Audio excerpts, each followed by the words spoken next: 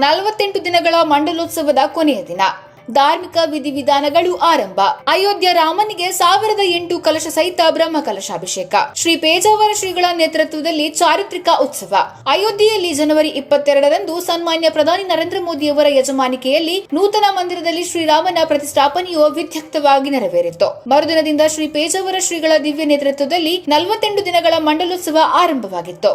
ಇಂದು ಭಾನುವಾರ ಅದರ ಕೊನೆಯ ದಿನವಾಗಿದ್ದು, ಶ್ರೀರಾಮನಿಗೆ ವೈಭವದಿಂದ 1008 ಕಲಶಾಭಿಷೇಕ ಸಹಿತ ಬ್ರಹ್ಮ ಕಲಶೋತ್ಸವ ನೆರವೇರಿಸುವ ಬಗ್ಗೆ ಬೆಳಗಿನಿಂದಲೇ ನೂರಾರು ಋತ್ವಿಜ ಉಪಸ್ಥಿತಿಯಲ್ಲಿ ತತ್ವಹೋಮ ಸಹಿತ ವಿವಿಧ ಹೋಮ ಹವನಾದಿಗಳು, ಕಲಶ ಸ್ಥಾಪನಾ ಪೂರ್ವಕ ಕಲಶ ಪೂಜೆ ವಿಧಿವಿಧಾನಗಳು ಇದೀಗ ಆರಂಭವಾಗಿದೆ.